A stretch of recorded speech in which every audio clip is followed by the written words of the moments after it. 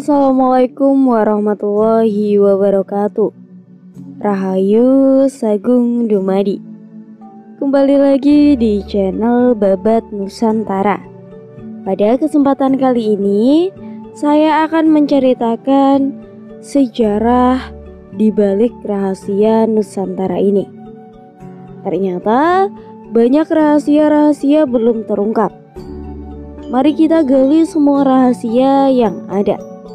Tidak usah berlama-lama lagi, mari kita masuk ke ceritanya. Di buku-buku sejarah baik di sekolahan maupun di buku-buku sejarah yang berada di masyarakat selalu ditulis kalau Belanda menjajah Indonesia selama 350 tahun dan Jepang menjajah Indonesia selama 3,5 tahun. Tanah Batak Aceh, Bali, dan lain-lain adalah bagian dari negara Indonesia. Apakah seluruh wilayah Indonesia sekarang, termasuk Batak, Aceh, Bali, dan lain-lain itu dijajah oleh Belanda selama 350 tahun juga? Faktanya tidak demikian. Sebagaimana yang diungkap oleh peneliti sejarah Batara Hutagalung, kesalahan pertama kalimat Belanda menjajah Indonesia selama 350 tahun adalah penggunaan kata Indonesia. Sebelum bangsa Indonesia dilahirkan dan negara Indonesia didirikan pada 17 Agustus 1945.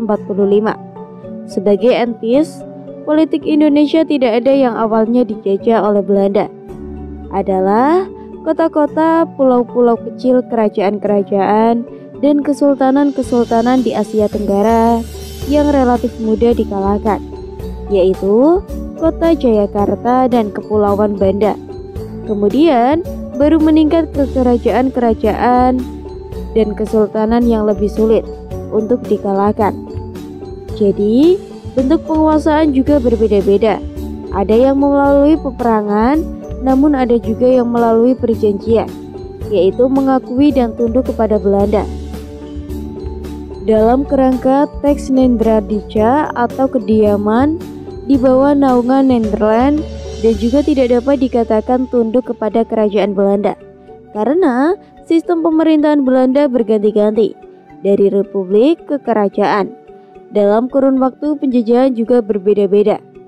Sejak abad 16, negara Eropa berada saling bersaing merebutkan wilayah di Asia Timur dan Asia Tenggara yang akan dijadikan jajahan mereka. Kelima negara itu ada Portugal, Spanyol, Inggris, Belanda, dan Prancis. Prancis hanya fokus ke Asia Timur, yaitu Indochina, yang sekarang menjadi Vietnam, Kamboja, dan Laos. Berdasarkan perjanjian Saragossa, Spanyol menyingkirkan ke Filipina. Orang-orang Belanda yang pertama kali menginjakan kaki di Banten adalah Krones dan Frederik de Houtoman pada tahun 1596. Pada waktu itu Belanda terbentuk republik pada tahun 1596. Belum dimulai penjajahan ketika Belanda mendirikan Kongsi Dagang VOC pada 20 Maret 1602. Juga belum ditemukan penjajahan. Waktu itu Belanda masih meminta izin kepada penguasa di Banten dan kemudian di Jayakarta untuk mendirikan kantor dagang serta menyewakan sepetak lahan di Jayakarta. Awalnya hanya berupa bangunan dengan pondasi batu dan dinding kayu. Penjajahan Belanda di Asia Tenggara baru dimulai pada 30 Mei 1619, yaitu ketika Gubernur Jenderal VOC keempat yang Pieterszoon Coen atau disingkat DCBC menyerang dan mengalahkan kota Jayakarta yang telah memberi izin kepada Belanda untuk berdagang di Jayakarta. Nama Jayakarta kemudian diganti menjadi Batavia. Kemudian pada tahun 1621 JPC menyerang Kepulauan Banda.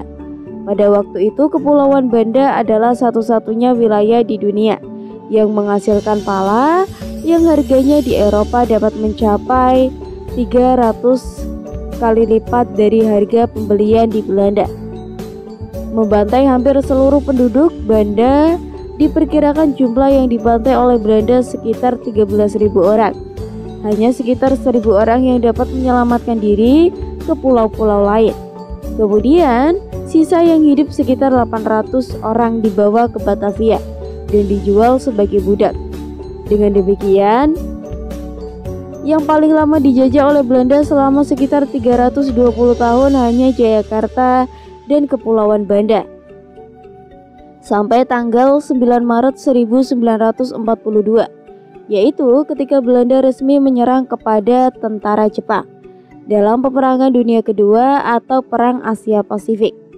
Inggris dan Belanda berhasil menyingkirkan Portugis dari Asia Tenggara.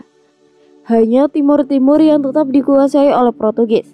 Setelah menyingkirkan Portugis, Inggris dan Belanda saling memerangi untuk merebut wilayah-wilayah di Asia Tenggara. Beberapa perjanjian bilateral dilakukan oleh Inggris dan Belanda, di mana dilakukan tukar gulung wilayah jajahan.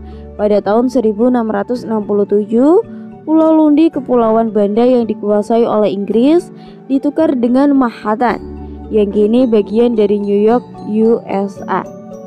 Tahun 1824, tema seks yang kini bernama Singapura yang dikuasai oleh Belanda ditukar dengan Bengkulu yang dikuasai oleh Inggris. Belanda dan Inggris juga sepakat untuk membagi 2 pulau Papua. Dengan Portugis, Belanda sepakat membagi 2 pulau timur. Belanda tidak sekaligus mengalahkan dan menguasai berbagai kerajaan dan kesultanan di Asia Tenggara. Belanda memerlukan waktu hampir 300 tahun untuk mengalahkan satu persatu kerajaan dan kesultanan di Asia Tenggara, yang kemudian menambahkan wilayah kekuasaannya di Asia Tenggara ini sebagai Darlan Kindi.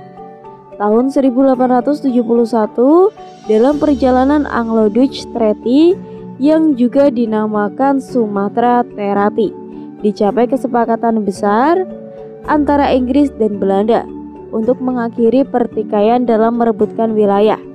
Jajahan Inggris menyerahkan sepenuhnya kepada Belanda untuk menguasai seluruh Sumatera yang belum sepenuhnya dikuasai oleh Belanda.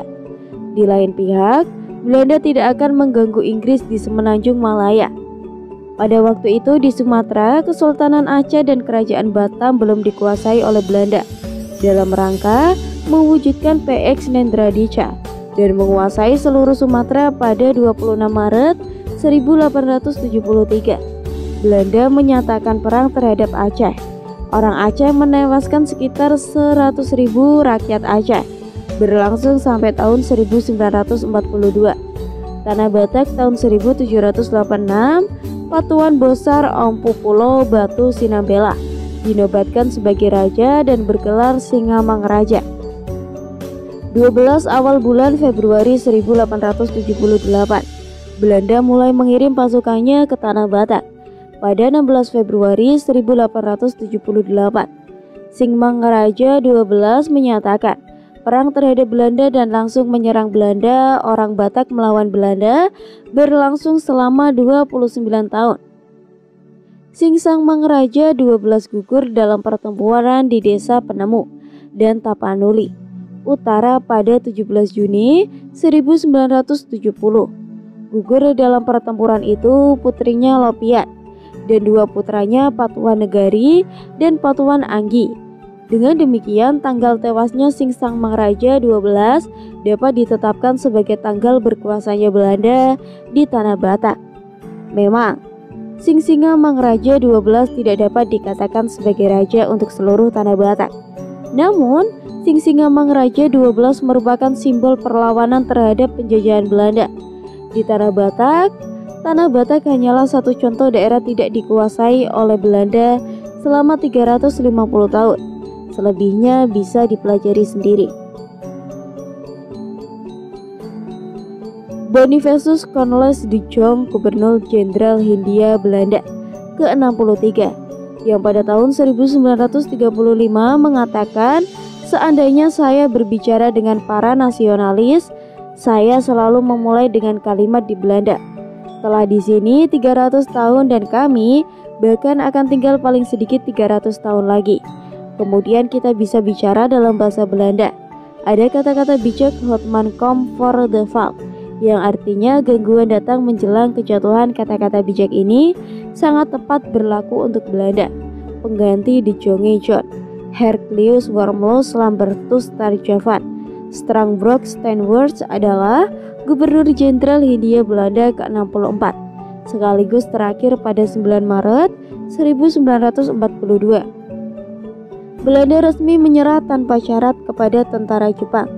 Penjajahan Belanda di Asia Tenggara pun berakhir. Gangguan De Jonge yang menyatakan akan menjajah 300 tahun lagi ternyata hanya 7 tahun setelah ucapannya tidak diketahui dengan pasti kapan kalimat Bonifacius De Jong tersebut mulai digunakan oleh para pemimpin pribumi sebagai slogan, konon untuk membangkitkan emosi kemarahan dan semangat rakyat yang dijajah juga. Tidak diketahui siapa yang memulai dengan angka 350 tahun. Bagaimana perhitungannya? Seandainya hal ini benar adanya, yaitu Belanda menjajah Indonesia selama 350 tahun, bukanlah ini sangat memalukan? Bahwa negara sekecil Belanda dapat menjajah wilayah yang belasan kali lipat dari negaranya, dengan penduduk yang lebih dari 15 kali lipat jumlahnya dari penduduk Belanda.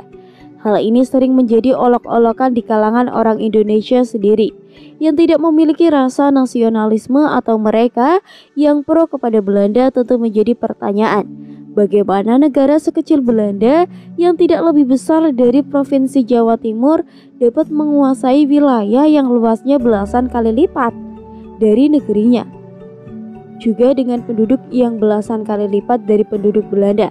Salah satunya penyebabnya adalah karena pada waktu itu di Asia Tenggara belum ada kesatuan dan persatuan di antara kerajaan-kerajaan dan kesultanan-kesultanan.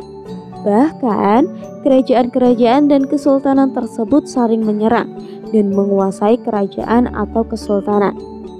Belanda memanfaatkan rivalisasi ini dan bahkan mengadu domba.